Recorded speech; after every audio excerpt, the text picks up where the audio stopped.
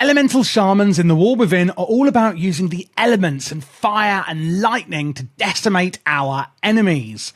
So today I'm going to be showing you how to do it all, and it will be in a beginner-friendly format while also showing you everything that you need to know to succeed. Let's jump straight in and start looking at the stat priorities and our tier set this season. So first up, if you are a beginner, let's have a look at the stat priority. Intellect is your main stat priority. And although the graphic I'm going to show here is the general stat priority that you should aim to get on your gear, as long as you're getting a higher and higher eye level of gear or gear level, that's going to give you more intellect. And that is the main thing we want to look for. Then we have versatility. This is simply going to increase damage and healing done while also reducing our damage taken, and it's a really great all-around stat. Haste is going to increase our attack speed and spell casting. Basically, it's increasing how fast we actually attack, and if we're casting a spell, as you can see here, Lava Burst, we're going to cast that spell in a shorter time if we have more haste. Now, onto Mastery. This is an interesting one. It's going to increase all elemental and physical damage we do. Your Lightning Bolt, Lava Burst, and Chain Lightning have a percentage chance to trigger a second cast on the same target and generating some Maelstrom. Maelstrom is one of the main resources we have as an Elemental Shaman in the War Within. So basically, our Mastery, called Elemental Overload, is going to give us more percentage of damage, and it's also going to have, obviously if we have more Mastery, a higher chance to do a second attack of the one we've just cast.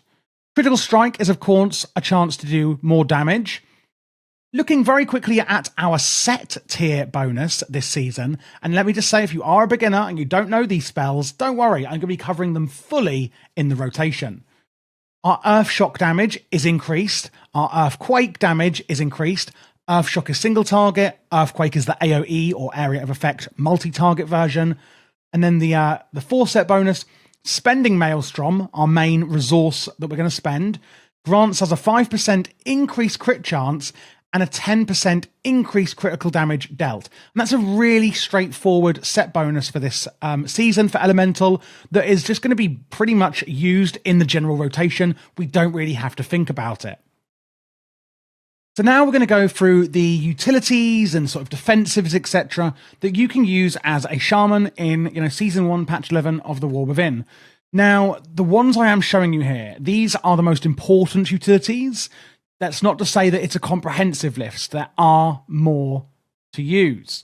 These are the ones you'll be using the most and are most important, however. So what I would suggest, that if you're a beginner or veteran alike, then you should just go through your spellbook and the left side of your talent tree, the shaman class talents, once you're really comfortable with your rotation, etc., and just see what else you have available. But generally, these ones are the main ones that you need to know about. So let's jump into it.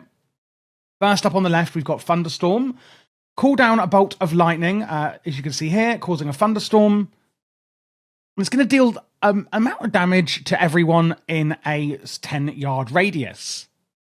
What the main thing it's going to do, though, is not the damage, but it's actually going to knock them away from you and then also slow them by 50%, and you can use it while stunned. So a great way at doing a bit of damage, knocking your enemies back and then slowing them down and getting them away from you. Water walking here, you can put on you or any allies, and quite simply, you can then walk on water, but damage will cancel that effect. This could be really useful whenever really you need to walk on water, which could be in raids, dungeons, or the open world, or battlegrounds. It really could be in any situation here. Wind Shear, this is a really, really important one on a 12-second cooldown. This is your interrupt or kick. If you hear someone saying the word kick, that just means interrupt. It's how we're going to interrupt our enemies' spellcasting. Literally, like imagine I'm casting Lightning Bolt, I could interrupt that and the spell would not go off, it's interrupted. And I really want to hit home here how important using this is a lot in PvP, in Mythic Plus, sometimes in raiding. Veterans and beginners alike really overlook the importance. It can be make or break, especially in higher Mythic Plus keys, for example, whether you win or lose, to have you interrupted a certain spell. And interrupting as a group is so important. Hexing is another really interesting one. You're going to transform the victim into a frog and incapacitate them for an entire minute, but it does only work on beasts and humanoids. One of my favorite spells in the whole game, Ghost Wolf. We can use it without a cooldown, whenever the hell we like, indoors and outdoors. We can turn into a Ghost Wolf, as you can see here. And this is going to increase our movement speed by a whopping 40%. So you can use this on boss fights, in combat, inside. You know, you can use this in so many situations to speed up getting out of something, or getting from A to B in a certain boss fight, or just getting from A to B after a wipe. There are so many useful things for this, and it is honestly absolutely amazing. On the right then, we've got Nature Swiftness on a 1-minute cooldown. The next healing or damaging nature spell you cast is instant cast and costs no mana. So if I cast like my lightning bolt, you can see it's instant, rather than having to actually cast the entire spell like we have here. Then we've got a big defensive Earth Elemental, as you can see it here. Calls forth a greater Earth Elemental to protect you and your allies for 1.2 minutes. While this elemental is active, and this is my favourite thing about the ability, your maximum health is increased by 15%. So you can actually use this, like if you know the boss is going to do a big, huge attack on you and it might kill you, well, we can use this Earth Elemental to actually add more to our health, therefore lessening the chance that will happen. We've got Spirit Walk here, again on a 1-minute cooldown, removing all movement impairing effects and increasing your movement speed by 60% for 8 seconds. Another great cooldown there. If something, sticks us in the mud, if you will, we can get out and then really speed up. And lastly, this is completely new to the War Within for Shamans, we get Sky Fury. Harness the Fury of the Wind Lord to grant a target ally 2% mastery, the stat that we spoke about earlier, and empower their auto attacks to have a 20% chance to instantly strike again for an hour. If the target is in your party or raid, it will do it to everyone. This is a new group and raid-wide buff that we now get as Shamans, which is phenomenal. Absolutely phenomenal. I'm so glad they've added this in. The last one I want to talk about, which you may be aware of, is Bloodlust, increasing the haste of all party and raid members by 30% for 40 seconds. And this is on a 10-minute cooldown, and you can see here, like, my lightning bolts are now a lot faster. Everything is going to be a lot faster. This is generally known as the biggest cooldown in the game. If you're a beginner, you may not be aware of it. Shamans have it, Evokers have it, Hunters have it, Mages have it, and you will all share that cooldown. If one of you uses it, the others will be on cooldown as well. So you're generally going to use this when your raid leader or group leader tells you, or just ask them, when would you like me to use it? Because this is like the biggest cooldown that literally is in the game. It is huge, absolutely huge. And that is all of the main utilities and kind of defensives I think you need to be aware of in the War Within as a shaman. Again, do look through the spellbook when you are, more familiar with the spec. We've got a lot of totems that we can use, like Windrush Totem's a good one. Let me just show you that one. We've got loads of totems, like we can place this one, and when you walk through it, you're partying, you are all sped up. There's things like Spirit Walker's Grace, Totemic Recall, Tremor Totem, Stone Bulwark Totem. The list literally goes on and on and on. There's so many of them, but I don't want to overwhelm you in this. Now on to the actual rotation, etc. we're going to be using in PvP in the War Within. So first of all, let's actually look at how we are going to be dealing damage to our enemies. Well, the first thing you want to make sure you're doing is keeping up Flame Shock on quite a few of them, as many as possible, ideally. Searing the target of fire, causing volcanic damage, and then an additional amount over 18 seconds. Flame Shock can be applied to up to 6 targets. If it's dispelled, a volcanic eruption wells up beneath the dispeller, exploding and knocking them into the air as well. So they could dispel it and then try and, cast a spell, but actually, oh, no, I don't think so. We also have Primordial Wave, blast your target of primordial energy, and that will also do Flame Shock to them. Your next Lava Burst will also hit all targets that have Flame Shock on them. So if you use Primordial Wave and then use Lava Burst, then that's actually going to hit everyone for damage who has Flame Shock applied to them. And sometimes with Lava Burst, you'll notice it'll proc. This is actually called Lava Surge. Your next one is Instant. So whenever you see this proc, you can get a lot of nice burst damage out by just using that instantly. For sustained burst damage, however, we do have our Fire Elemental here. Calls forth a greater Fire Elemental to rain destruction on your enemies for 36 seconds. So it is quite a while. While it's active as well, Flame Shock deals its damage faster, and newly applied Flame Shocks also last double the length of time. Using your Primordial Wave, your Flame Shock, and your Lava Burst, as well as using these Ancestors that will sometimes appear, who will also cast the same spell as we are using the Farseer hero talents, it's going to actually do really well for burst damage. And as we're casting spells, we'll be building up something called Maelstrom, which is another resource we have as an Elemental Shaman. Pretty much just use that on your Earth Shock and use that on cooldown. Outside of that, we can just use our Frost Shock. We do also have some really cool and unique totems that we can use in a variety of different ways. We have Greater Purge, which isn't a totem, but actually does reduce off 2 beneficial effects from your enemies. And we've got Tremor Totem, which will remove fear, charm, and sleep effects from you and your allies. And then Stone Bulwark, basically giving you a massive shield. And this is a totem as well, giving you a massive absorb shield there. For the rest of the utilities, we can hex our enemy, incapacitating them for an entire minute. And we've got my new favorite one, Lightning Lasso. As you can see, you can use this while channeling and moving. What this does is it grips the target in lightning, stunning and dealing nature damage to them over 5 seconds while they are lassoed.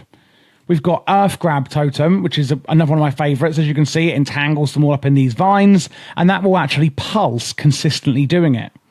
Earth Shield, you can use on yourself or somebody else to actually heal them when they are attacked and increase how much healing they receive. If you do need to do any self-healing, etc., you can use Healing Surge. It's a very quick and a fairly efficient healing spell. Can't use it too many times without going out of mana, but generally you're not going to be spamming this. It's going to be quite short, bursty bits of heals that you may need. Thunderstorm is fantastic at slowing down your enemies as well.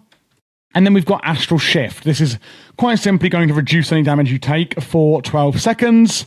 For movement, we can go into Ghost Wolf, and we can toggle this on and off whenever the hell we like, meaning as an Elemental Shaman in PvP, we actually have very good mobility.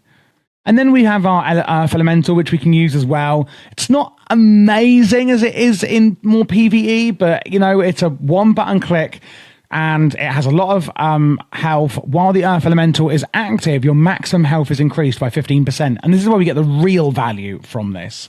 Lastly, don't forget to actually enhance your allies with Sky Fury, the new buff that we get as Ele Shamans in the War Within.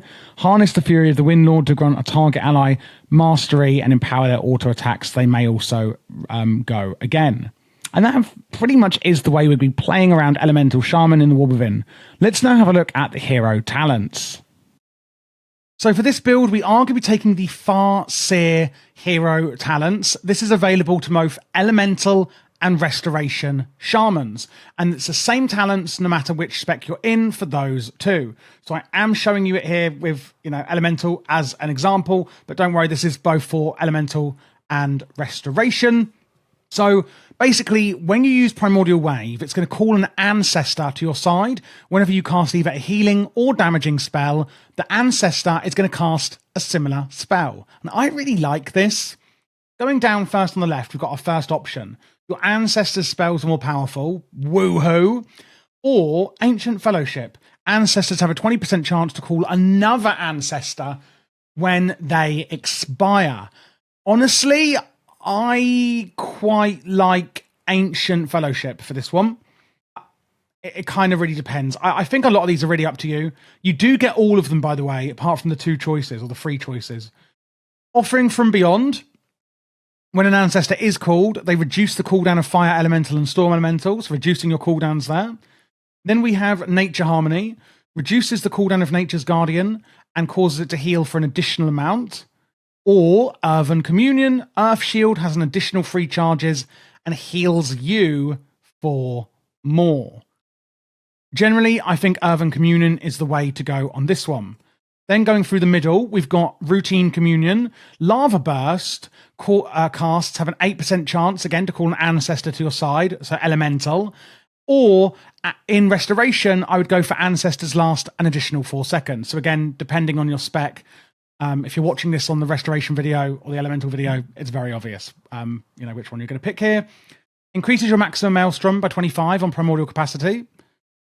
increases the damage of Earth Shock, Elemental Blast, and Earthquake, and the healing of Healing Surge. Very flat healing increase.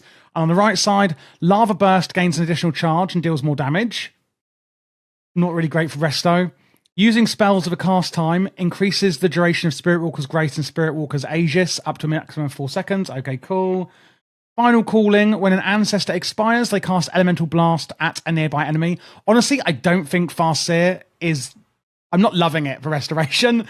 And lastly, we have Ancestral Swiftness on a 30-second cooldown. Your next healing or damaging spell is instant, costs no mana, and deals 10% increased damage and healing. If you know at Nature's Swiftness, which we generally will, it is replaced by Ancestral Swiftness and causes Ancestral Swiftness to call an ancestor to your side for 6 seconds. You can basically see this as an upgrade to your Nature's Swiftness spell. And that really is all it's actually doing, in my opinion, really there. It sounds better than it is, but hey, it is still quite nice. Looking at the consumables and gems and enchants we're using in the War Within, they have made a lot of changes in how these work. So first things first, now you can get a Nerubian Gem Weaver from the weekly vault, meaning you can add an extra gem slot to your head, wrist, and waist. And you can now put 2 gem slots on your neck, ring 1 and ring 2.